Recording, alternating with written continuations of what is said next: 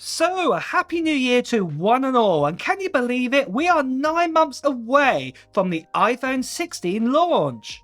So, to kickstart this year off, let's go over every single design change we know for the iPhone 16, and also we're going to go over the iPhone 16 Pro Max release date and price too. So, as I just said, it's crazy to think that in about 9 months' time, we will have our hands on the new iPhone 16, the 16 Plus, the 16 Pro, the 16 Pro Max, and even that possibility of an iPhone Ultra Model 2. Today, I want to talk about every single design change we're expecting to see on the iPhone 16 models. And the first one is something that you might have just seen in some of these renders here. We're going to be getting a new camera module on the back of the iPhone. As you can see right here, we've had a report in from Mac Rumors who have claimed that they have the prototype leaks of the iPhone 16 design. As you can see, it looks like the iPhone 16 rear camera lenses are a cross between the design of an iPhone 10 and a 10s or X or XS, whatever you wanted to call it back then, with the iPhone 12 design. This means that the cameras on the back are vertical again, and they're not a diagonal like we've had ever since the iPhone 13 models onwards. What is also interesting is the camera lenses are now in one cluster on the back too, with a nice ring metal finish around both of them together, so they are grouped together. But then after that, you're probably wondering about the Pro models. Like I've got the iPhone 15 Pro Max right here. Is the design going to change here for the camera modules too? Well, it's very possible that we may see a design like the renders that you're seeing right here, where we'll actually have the same wide and ultra wide camera lenses in the same cluster, but then we'll have an additional cluster that will house the telephoto camera lens and also the LiDAR sensor inside of it too. Again, these designs are just prototype, so things could still change in the future.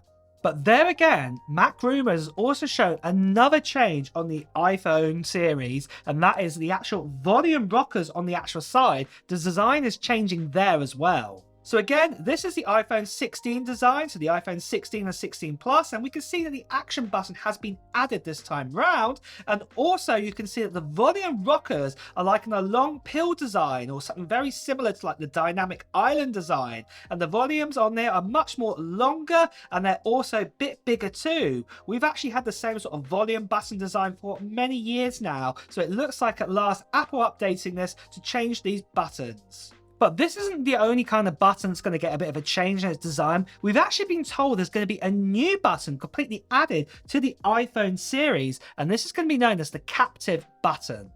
So Apple are looking to adding another new button to the iPhone called the Captive button or the Capture button, also codenamed Project Nova, and it's probably going to be the main selling point for the iPhone 16 Pro series, we've been told. We're not 100% sure what this button's going to do, but it's going to be located on the same side as the power button, and as you can see here on one of the actual reports here, that the actual button's about the same size as the power button, but what this actual button will do is take pictures, or maybe take a video shot, or maybe just replace the ability to take photos altogether than what we have with the current action button. At the end of the day, we can use the action button to take photos and record video. We can assign that, but it looks like Apple are going to make a dedicated full button into the design this time round. Then finally, with all of these design changes and everything, it's quite likely that Apple are going to have to change design and actually increase the screen sizes to fit all these new bits and pieces inside of it. And in fact, we've actually had a report about this too.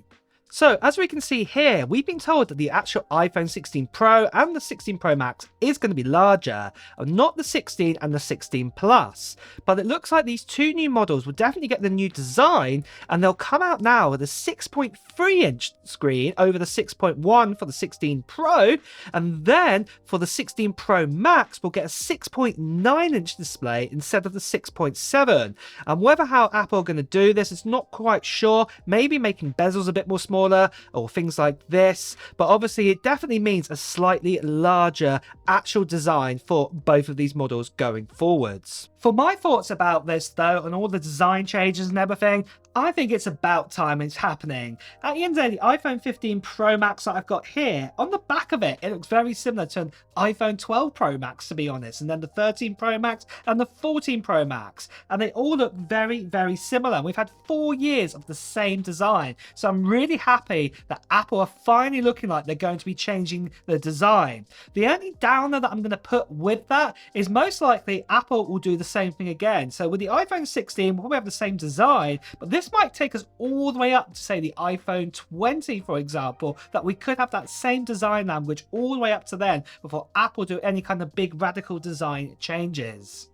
And with that, before I continue on, now is a good time more than ever to mention that all leaks and reports that you see here are not 100% proof that they will come true with the new iPhone. I can only present you what reports or information and renders that are out there. So basically, the renders that are being created here are based off those sort of leaks and reports that you are seeing out there. So the final iPhone may not look like this. However, if you are still watching this video, then you're as curious as I am in knowing what is being said about the next iPhone anyway. So then guys, next of all, I want to talk to you about the brand new giveaway that we are having on this channel right now. And that giveaway is for this. This is for a MacBook Air. And I'm going to be giving this away to one lucky subscriber at the end of March 2024. We just had the other giveaway for the iPhone 15 Pro Max. We had a lot of fun there on the live stream, and we're going to be giving away this MacBook Air now instead. And this isn't just any MacBook Air. This is obviously the new one with the M2 chipset inside of it, but what also makes this one special is this one has actually 16 gigabytes of RAM inside of it and also has 512 gigabytes of storage too, so it's had some great upgrades inside of it. And if you want to be in the chance to get your hands on this new MacBook Air, all you have to do is you have to write down in the comments below of this video of what Apple gear, what technology gear you're planning to buy in 2024. It doesn't have to be Apple gear, like it could be any kind of gear. Write it down in the comments below. And also at the same time as well, I'm going to be doing another live stream at the end of March to announce who the winner is of this MacBook Air.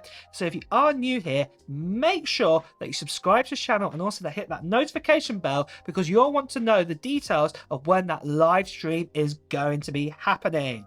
Something else I just want to quickly also mention to you guys, sadly there are still lots of scammers, spammers, people still impersonating me, still in 2024. Please do report them, as you're seeing right here, because it would really, really help. Now for release date, as it's so early, we cannot fully predict the exact date of when it will be for the iPhone 16 Ultra.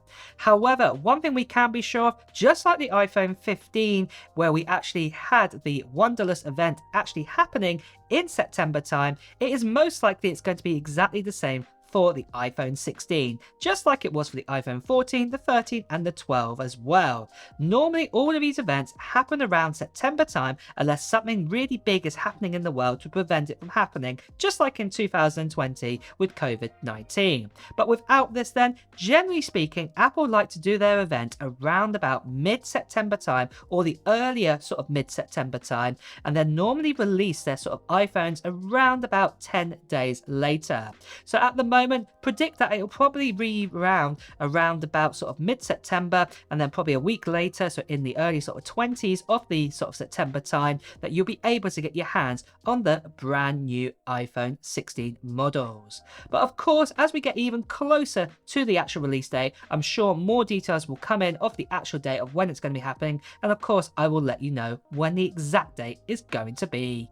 So next of all after this, let's talk about the price then for the iPhone 16 models. Now technically we actually haven't had a price increase in US dollars in the last sort of 5 to 6 years on the iPhone models. Apple technically have not increased their prices. What has happened across the world is that other countries, obviously, that their currency to the US dollar might have got stronger or weaker. Also there's taxes and things like this, like import taxes, and the prices of the iPhone iPhone might be more expensive in your country, but in the USA, for example, the price actually has stayed the same for all of the models, including the iPhone 15 Pro Max here, where if you got a 256GB iPhone 14 Pro Max, for example, last year, it would have been the same price as the 256GB 15 Pro Max we have right here.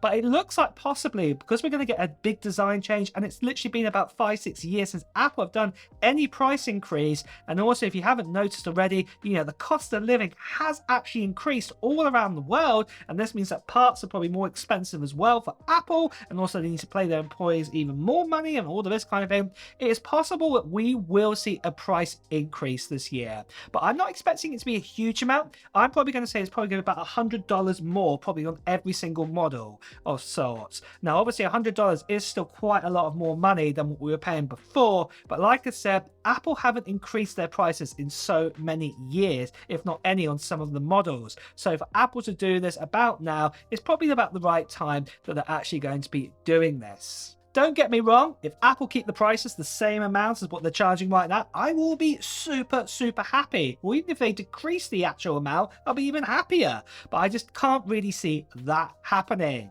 On that note as well, guys, it's time to wrap up this video. So if you have enjoyed watching it, please do press the like button. Also, if you want to hear the latest Apple news, reviews, and comparisons, also make sure you subscribe to the channel and also hit that notification bell. Until next time, guys, I'll see you really soon. Take care. Bye-bye.